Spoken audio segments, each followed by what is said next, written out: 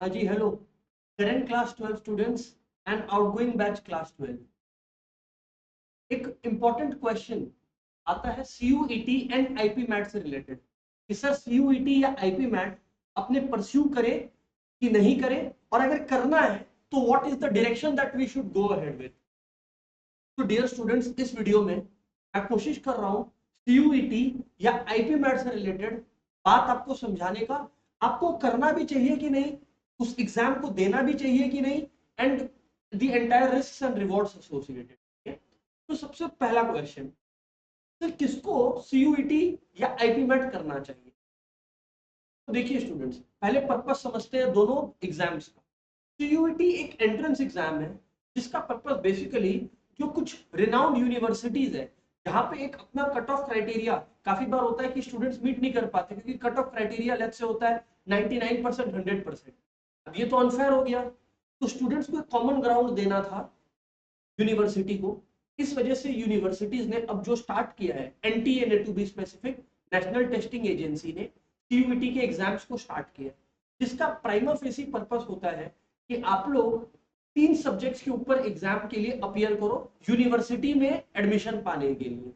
वो तीन वो तीन सब्जेक्ट्स जनरली स्पीकिंग होते हैं। Number 1, quantitative aptitude and logical reasoning, जिसको आप सिंपल भाषा में मैथ्स बोल लो एक बार के लिए, ठीक है। हालांकि लॉजिकल रीजनिंग और क्वांटिटेटिव एप्टीट्यूड थोड़ा अलग अलग है, बट ठीक है, एक बार के लिए मैं इसको मैथ्स वाले ब्रैकेट में डालता हूँ। Number 2, verbal reasoning and abilities, मतलब बेसिकली आपका इंग्लिश से एसोसिएटेड वोकैबुलरी, इंग्लिश से एसोसिएटेड आपका इंटरप्रिटेशन, इस चीज पर फोकस करता है, point number 2। And students, point number 3 होता है जिस सब्जेक्ट के लिए आप, जिस कोर्स के लिए आप एडमिशन पा रहे हो उसका स्पेशलाइजेशन। तो फॉर एग्जांपल लेट्स से कि अब आप में से कोई बीकॉम या बीबीए जैसे कोर्सेज के लिए एनरोल करना चाह रहा है, तो डेफिनेटली उसका एक अकाउंट्स कॉमर्स का बैकग्राउंड होना चाहिए। तो आपका सब्जेक्ट स्पेसिफिक नॉलेज चेक करें। अब मान लीजिए वहीं पर कोई पर्सन जो है वो साइंस के बैकग्राउंड से आया, तो उसका अकॉर्डिंगली साइंस पे टेस्टिंग होगा। तो फिर से रिवाइज करवा देता हूँ, फिर से समझा देता हूँ आप लोगों को कि 3 जगह पर आपको टेस्ट किया जाएगा। Number 1, quantitative aptitude and logical reasoning. Number 2, आपका वर्बल रीजनिंग। एंड फाइनली आपका रिस्पेक्टिव सब्जेक्ट्स का नॉलेज। अच्छा सर, सीयूईटी के अंदर क्या बहुत सारे अच्छी यूनिवर्सिटीज कवर्ड है? हाँ, काफी यूनिवर्सिटीज अच्छी अच्छी कवर्ड है। जैसे फॉर एग्जांपल आपका ये बनारस हिंदू यूनिवर्सिटी कवर्ड है, ऐसे तो काफी यूनिवर्सिटीज है। जेएनयू कवर्ड है, these are the reputed institutes. Delhi university covered है, वेरी रेप्यूटेड यूनिवर्सिटी अगेन। अब एक चीज समझना, अब स्टूडेंट्स बोलते हैं सर कि हम लोग सीयूईटी दे या नहीं दे। अगर आपका पर्पस फ्यूचर में लेट्स से बीकॉम या बीबीए जैसे कोर्सेज करना है और एक अच्छे जगह से करना है, तो आपको जाना चाहिए। बट मान लीजिए, और ये बात आप ध्यान से सुनिएगा, मान लीजिए आपका पर्पस है कि सर मैं बीकॉम या बीबीए भी करूंगा एंड फिर ट्रेडिशनली साथ साथ में मैं कैट के लिए भी प्रिपेयर करना चाहता हूं, यानी कि एमबीए के लिए, या फिर मैं साथ में सीए भी करना चाहता हूं। तो मैं बता दूं, इन यूनिवर्सिटीज में जैसे जो हो गया बनारस हिंदू यूनिवर्सिटी या फिर दिल्ली यूनिवर्सिटी, इसमें आप साथ में कुछ नहीं कर पाओगे। मान लीजिए फॉर एग्जांपल आपको सीए करना है या कोई भी और कोर्स करना है फॉर दैट मैटर, तो वो आपको आपकी ग्रेजुएशन के बाद ही करना पड़ेगा, क्योंकि प्रेशर ऐसा होता है इन यूनिवर्सिटीज के। तो ये पहला बात, जिन लोग बीकॉम और बीबीए कंसिडर कर रहे हैं उन लोग ये बात समझ लीजिए। नंबर 2, जिन लोग इको ऑनर जैसी चीजों को करना चाह रहे हैं, डेफिनेटली आपका दिल्ली यूनिवर्सिटी और ये सब जो यूनिवर्सिटीज है, दे ऑफर ट्रिमेंडस स्कोप। तो बहुत ही ब्रिलियंट है आइडिया, तब आपको जाना चाहिए उसके। ये हो गया सीयूईटी से रिलेटेड बातचीत। सर आईपी मैट क्या है? अगर मैं सब्जेक्ट वाइज बताऊं, यू विल बी सरप्राइज्ड कि सीयूईटी में जिन चीजों पर आपको टेस्ट किया जा रहा है, आपका बेसिकली मैथ्स का नॉलेज जो कि क्वांटिटेटिव एप्टीट्यूड हो गया, लॉजिकल रीजनिंग हो गया, या फिर आपका knowledge about the verbal reasoning part, that is English का पार्ट, एंड फाइनली आपका सब्जेक्ट का नॉलेज। टेस्ट यहां पर भी उन्हीं चीजों का लगभग लगभग हो रहा है। बट आईपी मैट कौन दे रहा है? आईपी मैट उसे देना चाहिए या उसे देना है क्योंकि मान लीजिए पहले क्या रूट हुआ करता था कि अगर आपको कोई फेमस आईआईएम्स में जाना है, जैसे आईआईएम इंदौर हो गया या कोई भी और आईआईएम्स जो है आपको उसमें जाना था, तो पहले होता था कि अपने ग्रेजुएशन करते थे, ग्रेजुएशन के सेकेंड ईयर में लगभग हम लोग कैट का प्रिपरेशन करते थे, हम लोग कैट एग्जाम के लिए अपीयर करते थे, एंड अगर हमारा मार्क्स अच्छा आता था तो अकॉर्डिंगली IIM से कॉल आता था। करेक्ट है? यस। अब जो स्टूडेंट्स हो गया है, एक ये रास्ता तो है ही, बट अब एक दूसरा रास्ता बन पड़ा है जहां पर आप लोग 12th के बाद ही आईपी मैट के लिए अपियर कर सकते हो। अब 12th के बाद ही आईपी मैट के लिए अपियर कर सकते हो, साथ साथ में मैं आप लोगों को बता दूं 12th के साथ ही आप आईपी मैट के लिए अपियर किए, और अगर आपने अच्छा कर दिया तो आपका 5 इयर्स का एक इंटीग्रेटेड प्रोग्राम होता है IIMs में। इसमें सारे IIMs कवर्ड नहीं है, IIM इंदौर कवर्ड है, कुछ सिलेक्टेड IIMs कवर्ड है, सारे IIMs कवर्ड नहीं है, पहले तो मैं ये बता दूं। और साथ साथ में ये 5 इयर्स का होगा। बेसिकली आप ग्रेजुएशन और MBA दोनों कर रहे हो एक इंटीग्रेटेड फैशन। सर बात समझ में आ गया? सर बात समझ में आ गई। अब सर आईपी मेट के एग्जाम्स के लिए अपियर करें कि नहीं करें? अब इसमें तो कोई सिंपल सा चीज है, अगर आपको पता है कि आपको MBA करना ही था फ्यूचर में, तो फिर आप अभी से ट्राई कीजिए। Why not? Why not? अभी से ट्राई कीजिए आप। लेकिन मान लीजिए कि अगर आपको अभी और एक्सप्लोर करना है, आप बोल रहे हो कि नहीं अभी ये बहुत जल्दी है ये डिसाइड करने के लिए सर क्लास 12 कि मेरे को आईपी मैट या IIMs में जाना है कि कुछ और परस्यू करना है, कोई और फील्ड में जाना है, तो फिर अगर आपको और एक्सप्लोर करना है तब आपको आईपी मैट जैसा एग्जाम्स नहीं अपियर करना चाहिए। आपको अपना 12th के बाद और डिस्कवर करने में चीजों को फोकस करना चाहिए। ठीक है, ये हो गया सर बातचीत करें कि नहीं करें, राइट। इसके बाद सर एग्जाम्स कब कंडक्ट होते हैं? फ्रेंड्स जनरली स्पीकिंग CUET और आईपी मैट के एग्जाम्स मई एंड जून में कवर्ड होते हैं। To be almost exact CUET होता है मई एंड में और आईपी मैट होता है लेट्स से जून बिगिनिंग या मिड में। ठीक है, दे में चेंज लिटिल, तो वो अपने लोग वेबसाइट में जाके चेक कर लेंगे, बट लगभग लगभग ये हो। तो ये हो गया पॉइंट 2। अब पॉइंट 3 है सर, क्या हम लोगों को प्रिपरेशन करना है, मतलब क्या प्रिपरेशन का जरूरत है, या सर बहुत इजी होता है? तो सॉरी टू से स्टूडेंट्स, जैसे मैं अभी आईपी मैट के लास्ट पास्ट ईयर्स के कुछ 3-4 साल के पेपर्स देख रहा था। एक क्वेश्चन का एग्जांपल देता हूँ। मान लो एक नंबर है 1235, ठीक है, और एक नंबर है 2879, दोनों को आपस में मल्टीप्लाई करके 5 से डिवाइड करें तो रिमाइंडर क्या आएगा? अब ये एक या दो नंबर का आपसे पूछे, अब आप लोग को लगेगा कि ओ माय गॉड पहले हम ये मल्टीप्लाई करें फिर डिवाइड करें। नहीं, उसके लिए एक सेपरेट ट्रिक होता है। तो मैं आप लोग को ये बता दूं, लगभग लगभग ये तय है कि 11-12 के अंदर आपका पूरा का पूरा नॉलेज सब्जेक्ट का कवर हो जाता है, इंग्लिश का भी कवर हो जाता है, दैट इज वर्बल रीजनिंग वाला पोर्शन का भी कवर हो जाता है। वर्बल रीजनिंग में भी कुछ पार्ट नया होता है, और सब्जेक्ट मतलब जैसे अकाउंट्स हो गया या इको हो गया, अगर कॉमर्स स्टूडेंट हो तो, और साइंस हो तो 5 फिजिक्स या केमिस्ट्री हो गया, तो वो सबका नॉलेज तो एकदम कवर्ड हो जाएगा आपका। उसके लिए आपको अलग से कोई मेहनत नहीं करना, आपको मेहनत दो जगह पे करना है।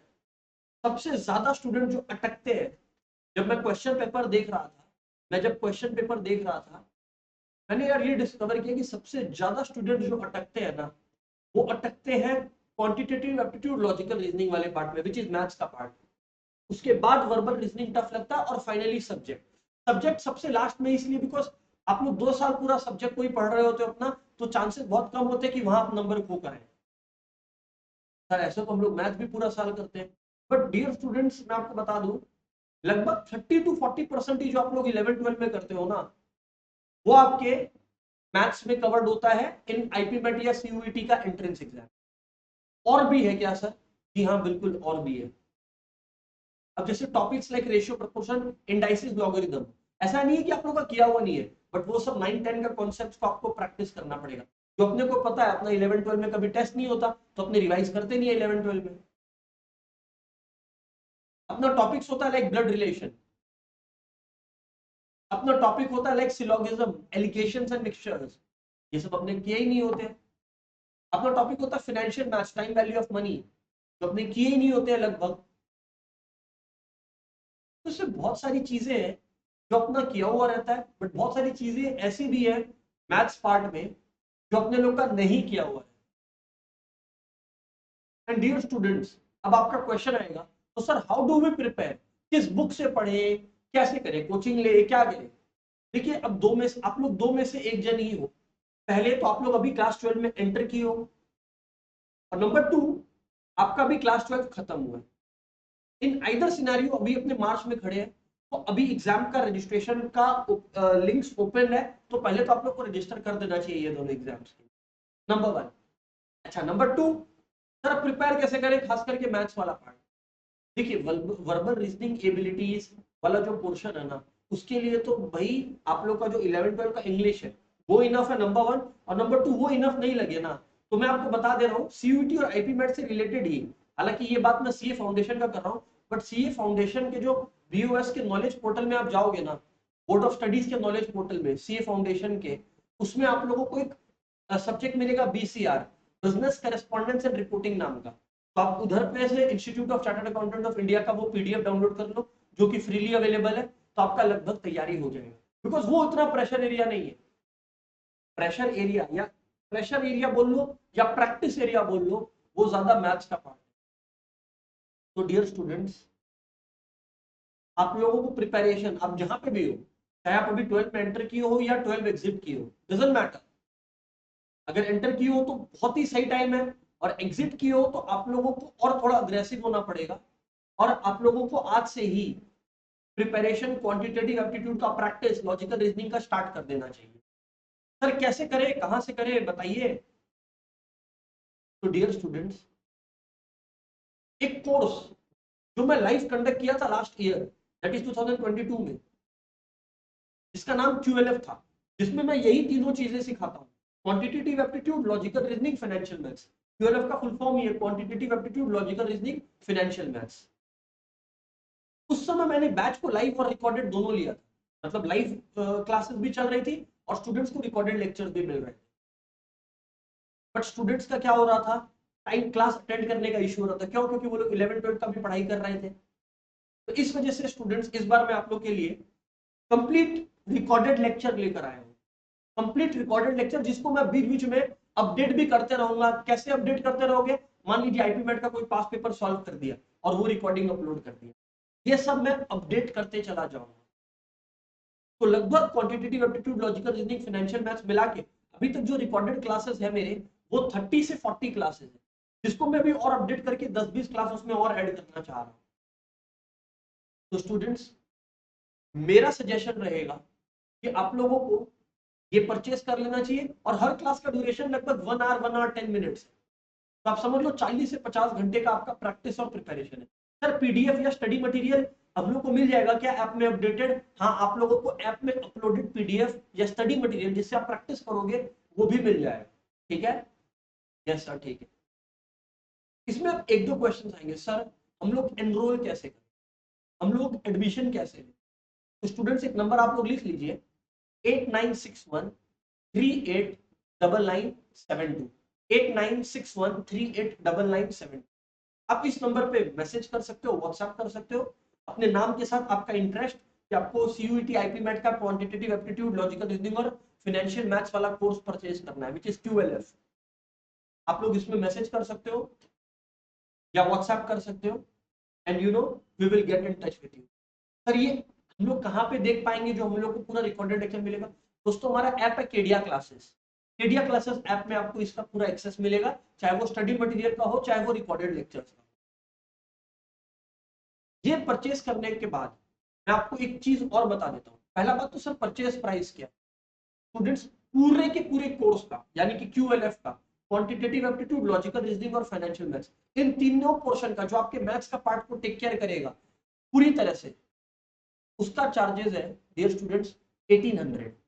इतना कम चार्ज रखने का केवल पर्पस है कि आप लोगों के ऊपर प्रेशर नहीं आए प्रिपेयर करने के लिए, कि सर हम लोग का 11-12 का फीस ऑलरेडी लग रहा है and now it is becoming a burden on us और आवर पेरेंट्स। तो नहीं, बर्डन डालना पर्पस नहीं है, इसलिए वो माइन्यूट, इतना माइन्यूट फीस रखे हैं जिससे हम लोग कम से कम अपना ऐप कॉस्ट और ये सारी चीजें रिकवर कर सकें। 1800 ठीक है ना? सर कैसे पेमेंट करना, नहीं करना, जब आप हमारे पास वो जो गिवन नंबर है उस पर एनरोल करोगे या रजिस्टर करोगे, तभी आपको सारी डिटेल्स पेमेंट के मिल जाए। तो ये तो बहुत ही सिंपल बात है। ये सब बोलने के बाद फ्रेंड्स, एक लास्ट बात के साथ मैं वीडियो को खत्म करूंगा। देखिए, याद रखिएगा कि 11-12 का एग्जाम्स और ये कॉम्पिटिटिव एग्जाम्स बहुत अलग होता है, एकदम अलग होता है। सर अलग कैसे होता है? देखिए आप समझिए, 11-12 में लगभग तय है कि हर स्टूडेंट को टीचर जो नंबर आया उतना ही देगा, 70, 80, 90 ऐसे। बट ये कॉम्पिटिटिव एग्जाम है, इसका मतलब अगर 10,000 लोग खड़े हैं, 10,000 स्टूडेंट्स एग्जाम दे रहे हैं, सीट्स केवल 200 ही अवेलेबल है। तो आप लोग जब प्रिपरेशन करो तो ये बात को एक्सेप्ट करके करो कि जो सिलेक्शन परसेंटेज है वो कॉलेजेस कम ही रखेंगे। क्यों? क्योंकि सीट्स ही लिमिटेड है। अब आप सोचो 10,000 या 1 लाख स्टूडेंट्स, 1 लाख से भी ज्यादा स्टूडेंट्स इन प्रैक्टिकल एग्जाम देते हैं, सीट्स अवेलेबल होते हैं 1000, तो लगभग 1% 2% स्टूडेंट्स को एडमिशन मिलता है। तो ये बात ध्यान रख के प्रिपेयर करना कि अपने को बहुत जोर से अटैक करना है if you want to be in that top 1 to 2%। And अगर अपने नहीं सिलेक्ट हुए doesn't mean we are worthless. It just goes on to say कि हम लोग का वो जो सीट्स था वो नहीं हो पाया बिकॉज ऑफ लिमिटेड सीट्स, और ये हर कॉम्पिटिटिव एग्जाम्स के लिए ट्रू है। तो with that being said and done, मैं एक बार नंबर रिपीट कर देता हूं 8961389972। You may register and start your journey towards preparation of this course. See you all. Thank you very much.